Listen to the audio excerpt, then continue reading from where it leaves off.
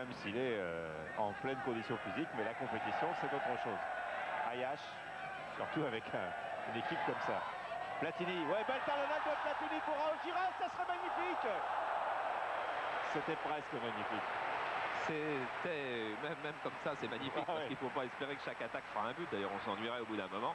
C'était superbe, c'était surtout dans le style de l'équipe de France. Parce que regardez, balle glissée donc par William Ayash sur Platini, qui là a les yeux dans le dos. Vous avez vu la talonnade de Cantona paille en Angleterre pour un début de l'équipe de France Espoir. Eh bien, les grands joueurs ont les yeux dans le dos, ils savent qui.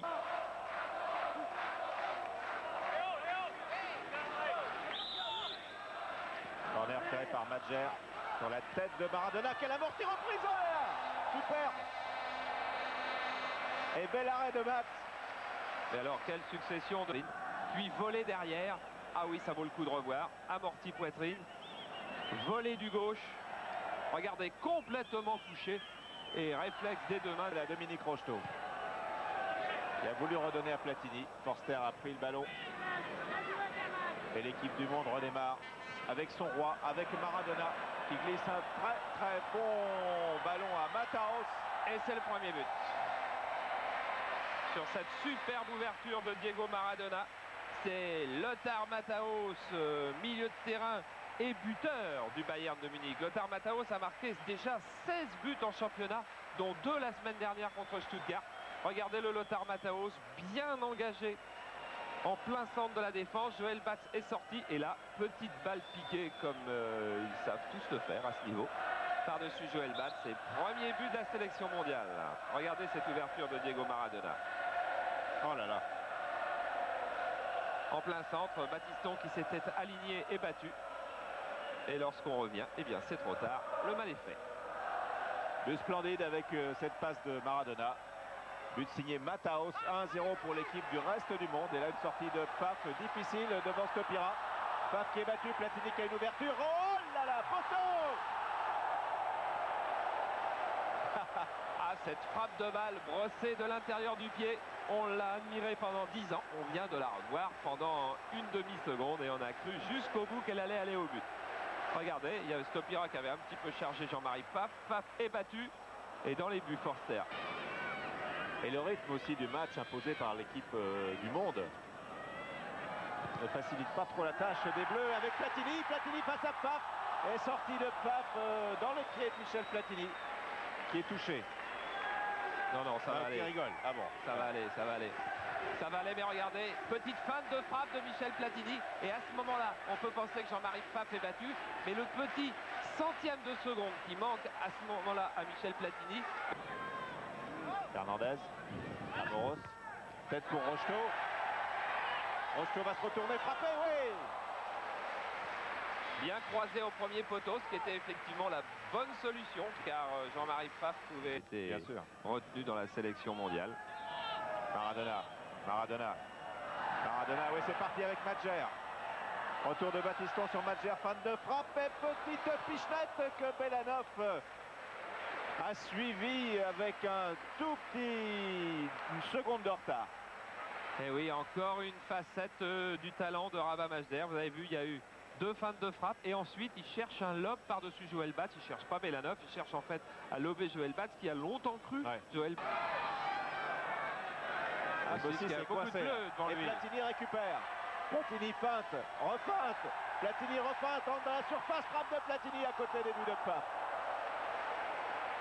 Eh oui, frappe croisée au premier poteau, ce qui est un petit peu la solution de facilité pour Michel. Il a fait le plus difficile et puis il va lui manquer sans doute dans la soirée toujours un petit peu la finition parce que c'est plus difficile quand on n'est pas au rythme. Alors il choisit la frappe la plus courte.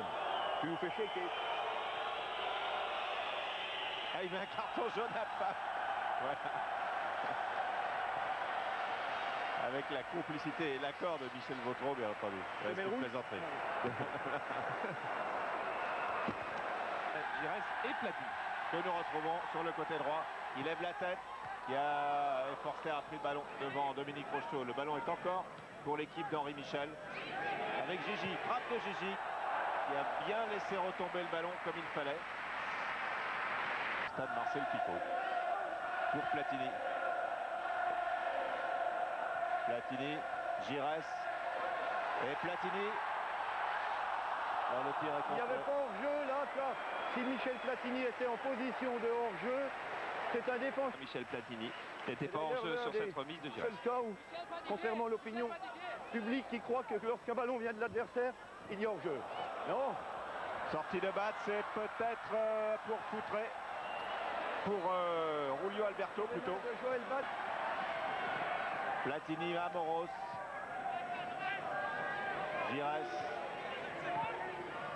Platini, Amoros. Qui part. Qui tente sa chance et qui frappe. Ballon bien détourné.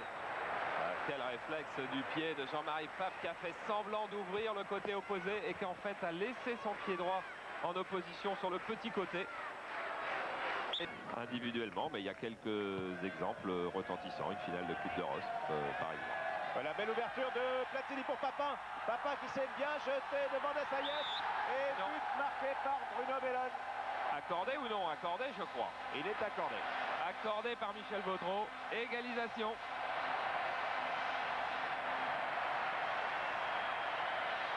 Égalisation de Bruno Bellone.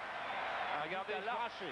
Jean-Pierre Papin qui va se lancer. Là, il n'y a rien. Il y a contact d'Assaïef qui repousse du pied. Et Bruno Bellone va être un petit peu plus autoritaire sans doute sur cette action. Oui, peut-être un petit quelque chose sur João Pinto et du bout du pied dedans. Un partout. Mataos avait ouvert le score pour l'équipe du monde. Bruno Bellone qui avait marqué le deuxième but en finale du championnat d'Europe des Nations. Marc récupérait beaucoup de ballons dans les pieds des adversaires. Il court beaucoup. Gingili, départ de Papin. Platini. Glissage. Gingili qui est sur le pied droit qui frappe. Vous savez tous que Gingili est gaucher essentiellement. L'action est... Platini.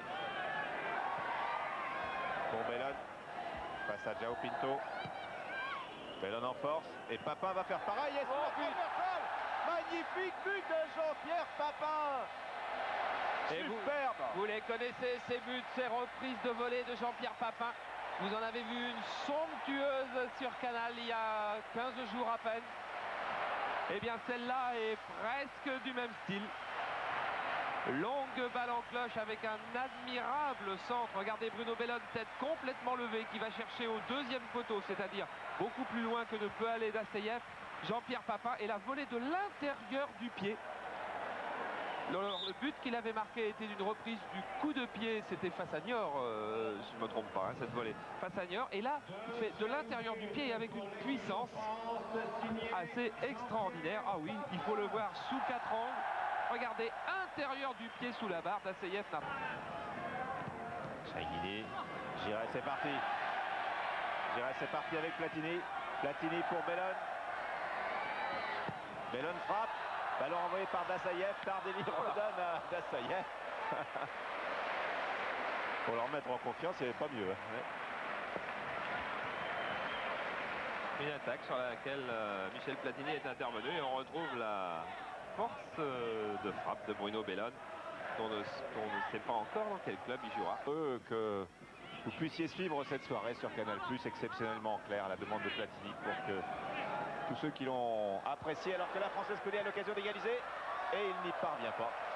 Assiste à l'un des matchs du siècle en tout cas, l'une des soirées du siècle. Peut-être pas le match du siècle, mais la soirée du siècle. Même puisqu'il n'a encore marqué que 7 buts en championnat de France. C'est-à-dire exactement la moitié moins que la saison dernière. Zico dans ses œuvres. Et oui, pour Forster.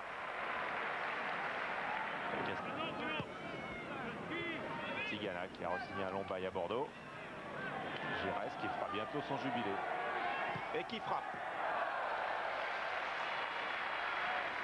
Et il a frappé juste dans l'axe du but sur Dassaïef. De la surface de réparation, il était persuadé que Domergue l'avait vu.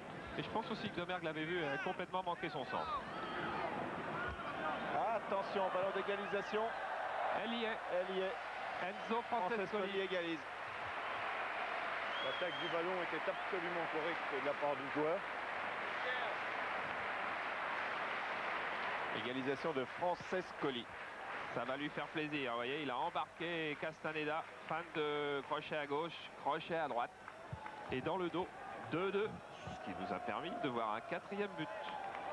Francescoli qui a été considéré à un bon moment cette saison comme le meilleur étranger opérant en France et puis qui a connu une baisse de régime, des problèmes à l'image de son équipe du Matra. Touche. Dans l'équipe de France de football, Michel Platini, remplacé par son fils Laurent Platini. Vous l'avez entendu, le changement, le voilà. Regardez bien Michel Platini. Quel autre numéro 10 il va croiser? Allez, dégagez, laissez-le, il est timide. Voilà Laurent Platini qui a 9 ans. Et Michel.